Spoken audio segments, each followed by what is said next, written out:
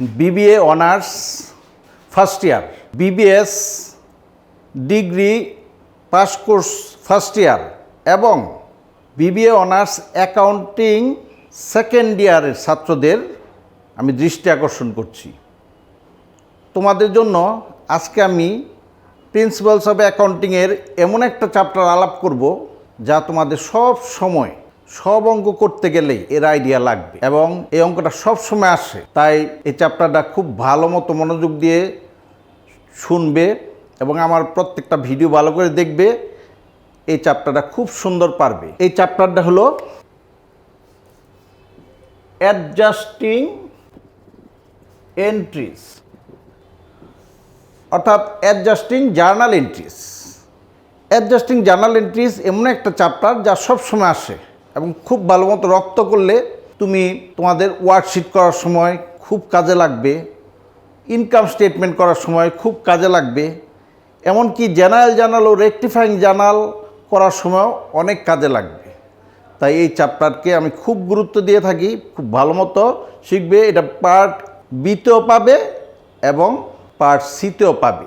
Adjusting journal আলাপ করার আগে আমি সবসময় বলবো, ছোট্ট একটা ধারণা তোমাদের সবসময় মনের মধ্যে রাখবে। সেটা হলো এক্সপেন্স, অ্যাসেটস, উইথড্র বা ড্রয়িং এক কথা। এগুলো যদি বাড়ে মানে ইনক্রিজ হয় তো সব সময় কি হয়? ডেবিট হয়। আর এগুলো যদি কমে বা ডিক্রিজ হয় তখন ক্রেডিট হয়। বাড়লে ডেবিট, কমলে ক্রেডিট। ঠিক তেমনি ইনকাম, রেভিনিউ, লায়াবিলিটি এগুলো যত বাড়ে বা ইনক্রিজ হয় তখন ক্রেডিট হয়। আর যত কমে মানে যদি ডিক্রিজ হয় তবে এগুলো সবসময় ডেবিট হয়। অর্থাৎ এক্সপেন্সেসের উইথড্র ড্রয়িং এটার বিপরীত হলো ইনকাম, রেভিনিউ এবং লায়াবিলিটিস। এইটুক ধারণা সবসময় মাথার মধ্যে রাখবে। এখন আমার এই শিটে আমি অ্যাডজাস্টিং শেখার জন্য অনেকগুলো নিয়ম দিয়েছি। এই নিয়মগুলো হলো 57টি নিয়ম দিয়েছি। এই নিয়মগুলো যদি ভালো মতো রপ্ত করতে পারো তবে আশা করি অ্যাডজাস্টিংয়ে ঠেকবে না। নিয়মগুলো আমি প্রথম বুঝাবো, নিয়মগুলো ভালো মতো রপ্ত করবে। এই নিয়মগুলো আমি জানি না কয়টা ভিডিও লাগবে, একটাও লাগতে পারে, দুইটাও লাগতে পারে, তিনটাও লাগতে পারে, যতগুলোই লাগুক এই নিয়মগুলো আমি শেষ করব, তারপরে আমি অঙ্কে যাব। তো নিয়মগুলো ভালো মতো বুঝো। আমি আমার শিটের সাথে মিল রেখে আমি একটা একটা করে নিয়ম বলছি। তোমরা এই শিটটা আমার ভিডিওর ডেসক্রিপশন লিঙ্কে এটার লিঙ্ক পাবে। এই লিঙ্ক থেকে তোমরা ডাউনলোড করে নেবে এবং প্রিন্ট করে নেবে, কারণ এটা সামনে না থাকলে তুমি কিন্তু অঙ্কগুলি বুঝবে না। তাই তোমাদের জন্য এটা দিয়ে দিলাম। আর আরেকটা কথা, আমি কিন্তু অঙ্ক তোমাদের শিখিয়ে দিচ্ছি সম্পূর্ণ নিঃস্বার্থভাবে। ছোট্ট একটা স্বার্থ তবে আছে, সেটা হলো আমার ভিডিওগুলি সাবস্ক্রাইব করার পর তারপর দেখো, শেয়ার করবে বেশি বেশি, ভিউ করবে বেশি বেশি, কমেন্টস করবে, লাইক দেবে। এগুলা করলে হয় কি, ভিডিওটা প্রসার হয়। সারা বাংলাদেশে যদি সমস্ত কমার্সের ছেলেমেয়েরা এই ভিডিওগুলি পায়, তারা ইচ্ছা করলে বাসায় বসে বসেই অনেক অঙ্ক শিখে যেতে পারবে।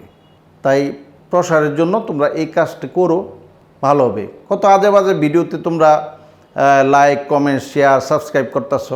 শিক্ষণীয় ভালো ভিডিওতে করো, তোমার মনটাও ভালো লাগবে। অ্যাডজাস্টিং এন্ট্রিজ করতে গিয়ে আমরা আমার আলোচনার বিষয়বস্তু হিসাবে 4টা করে বা 5টা করে ক্যাটাগরি ভাগ করেছি যাতে তোমাদের বুঝতে সুবিধা হয়। প্রথম আমি 4টা শেখাচ্ছি, সেটা হলো expense payable, prepaid expense, accrued income আর আনআর্ন রেভিনিউ, অর্থাৎ খরচের বকেয়া, খরচের অগ্রিম, আয়ের বকেয়া, আয়ের অগ্রিম। এই 4টা ভালো করে বোঝো, কারণ এই 4টা তুমি সব জায়গায় পাবে। প্রথমে আমরা আলাপ করব এক্সপেন্স পেবল।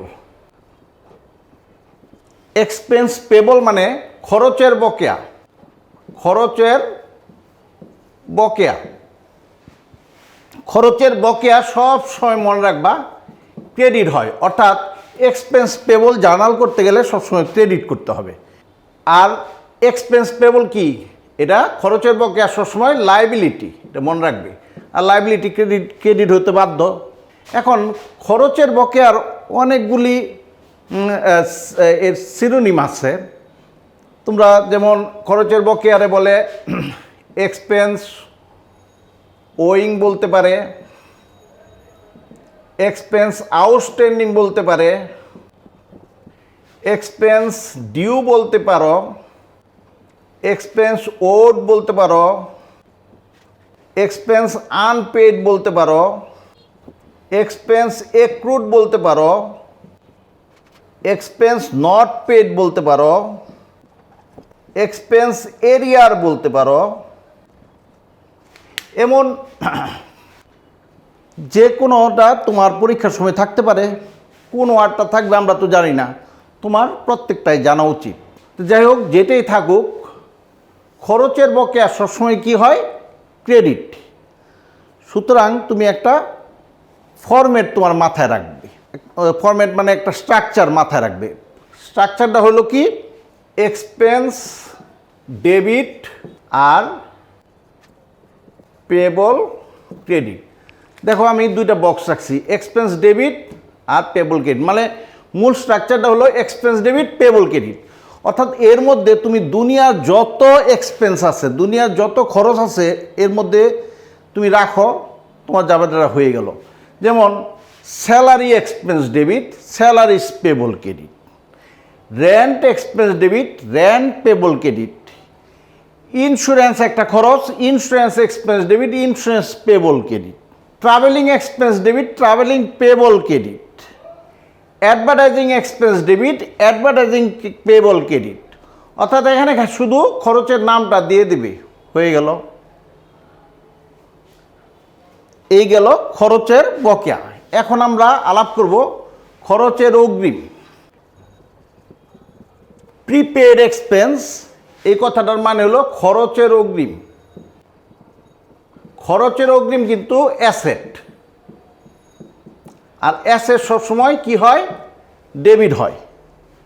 কমার্সের ছাত্র হিসাবে এগুলো সবসময় একেবারে মুখস্থ রাখবে যে প্রিপেড এক্সপেন্স, খরচের অগ্রিম, খরচের অগ্রিম অ্যাসেট, অ্যাসেট সবসময় কি হয়? ডেবিট হয়। এখন দেখো এই প্রিপেড এক্সপেন্সের এটারও অনেকগুলা সিনোনিম আছে। দেখো যেমন আনএক্সপায়ার্ড এক্সপেন্স অর্থাৎ অগ্রিম, অ্যাডভান্স এক্সপেন্স অর্থাৎ অগ্রিম, ডেফার্ড এক্সপেন্স অগ্রিম। তারপরে নেক্সট, ফরওয়ার্ড, বিভিন্ন ওয়ার্ড ব্যবহার হইতে পারে। এগুলো সবগুলোর মানে হলো খরচের অগ্রিম। খরচের অগ্রিম সবসময় মনে রাখবা অ্যাসেট, অ্যাসেট সবসময় ডেবিট হয়। অর্থাৎ এই ওয়ার্ডগুলো অবশ্যই ডেবিট হতে হবে জার্নাল করতে গেলে। এখন আমরা একটা স্ট্রাকচার দিই, যেমন প্রিপেড এক্সপেন্স ডেবিট। ওই যে বললাম প্রিপেড এক্সপেন্স সবসময় ডেবিট হবে, আর এক্সপেন্সের নাম ক্রেডিট হবে। এখন তোমরা যত রকম এক্সপেন্স আছে, দুনিয়ার যত রকম এক্সপেন্স আছে এর মধ্যে বসাও। যেমন prepaid salary debit, salary expense credit. Prepaid rent debit, rent expense credit. Prepaid advertising debit, advertising expense credit. Prepaid travel expense debit, travel expense credit. এই স্ট্রাকচারে তোমরা দুনিয়ার যত খরচের অগ্রিম আসছে বসাও, হয়ে যাবে। সুতরাং এই স্ট্রাকচারটা মনে রাখলে তোমার আর কোনো কষ্ট করতে হলো না। নাম্বার 3, আয়ের বকেয়া, অ্যাক্রুড ইনকাম অর্থাৎ আয়ের বকেয়া। আয়ের বকেয়া সব সময় মনে রাখবে সম্পদ, অ্যাসেট। আর অ্যাসেট সবসময় কি হয়? ডেবিট হয়। অর্থাৎ আয়ের বকেয়া কথাটা ডেবিট হতে হবে। এই যে আয়ের বকেয়ারও অনেকগুলো সিনোনিম থাকতে পারে, যেমন ইনকাম এরিয়ার হতে পারে, ইনকাম রিসিভেবল হতে পারে, ইনকাম আউটস্ট্যান্ডিং হতে পারে, ইনকাম আনবিল্ড হতে পারে, ইনকাম আনরেকর্ডেড হতে পারে। আনরেকর্ডেড মানে অলিখিত, অর্থাৎ এটাও কিন্তু বকেয়া, অর্থাৎ টাকা পাই নাই। ইনকাম আনরিয়েলাইজেবল হতে পারে, আনরিয়েলাইজ। ইনকাম ওয়িং হতে পারে। যেটাই হোক, তোমরা মনে রাখবে যে ইনকামের মানে এই যে পরীক্ষার সময় প্রশ্নে কি দিয়ে ইনকাম বকেয়া বোঝাবে এটা তো বলা যায় না। সুতরাং ইনকাম, আর ইনকামের আরেক নাম কিন্তু রেভিনিউ, মনে রাখবে, রেভিনিউ। তো এই ওয়ার্ডগুলো মনে রাখবে। তবে আমরা দেখবা রিসিভেবল কথাটা বেশি ব্যবহার করতেছি, ঠিক আছে? এখন আমরা যদি এইটাও একটা স্ট্রাকচারে ফেলাই তবে কি হবে? অ্যাকাউন্টস রিসিভেবল ডেবিট, ইনকাম বা রেভিনিউ ক্রেডিট। তবে এখানে একটা বক্স করি, অ্যাকাউন্টস রিসিভেবলের জায়গায় আমরা কিন্তু অনেক সময় ইনকাম কথাটাও ব্যবহার করতে পারি। যেমন interest receivable debit, interest revenue credit, service receivable debit, service revenue credit. তবে সার্ভিসের সময় আমরা অ্যাকাউন্টস রিসিভেবল ডেবিট বেশিরভাগ। এখন 4 নম্বর আমরা আলাপ করব আনআর্ন রেভিনিউ বা ইনকাম।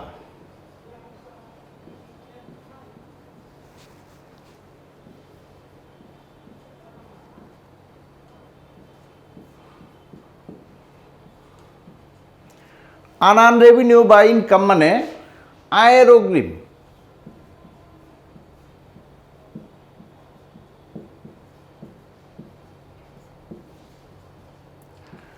আয়ের অগ্রিম হলো দায়। আয়ের অগ্রিম মানে কি? আমরা কাজটা করি নাই, কিন্তু টাকাটা আগেই নিয়ে নিচ্ছি। কাজ না করে টাকা নিয়ে নিছি। যেমন একটা আমরা বিল্ডিংয়ে রং করে দেব, 50,000 টাকা আমরা অগ্রিম নিলাম। এটা কিন্তু কাজ না করা পর্যন্ত আয় হবে না।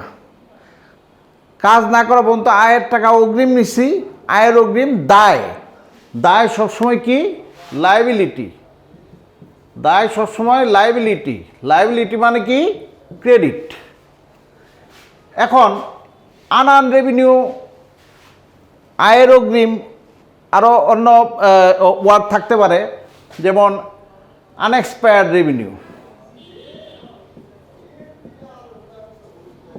বা ইনকাম, অথবা থাকতে পারে অ্যাডভান্স রেভিনিউ বা ইনকাম।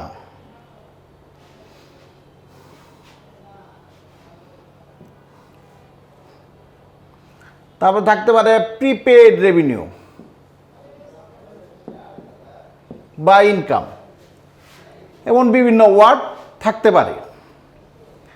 এখন এই যে আয়ের অগ্রিম দায়, তার মানে কি? আনআর্ন কথাটা দায় মানে ক্রেডিট, ক্রেডিট হতে হবে।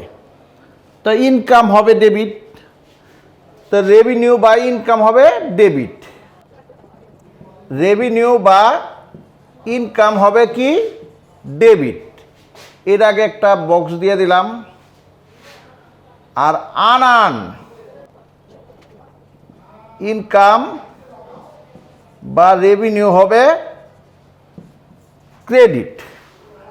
আনআর্ন ইনকাম বা রেভিনিউ হবে ক্রেডিট।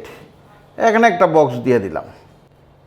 এখন আমি যদি আয়ের অগ্রিমের জাবেদা করি, যে কোনো আয়ের অগ্রিম এখানে ফেল দিতে পারি। মনে করি ভাড়া অগ্রিম নিচ্ছি, rent revenue debit, unearned rent revenue credit. Unearned rent revenue credit. এখানে রেভিনিউর নামটা লিখে দিলে হবে এই বক্সের মধ্যে। আনআর্ন রেন্ট রেভিনিউ বা ইনকাম ক্রেডিট।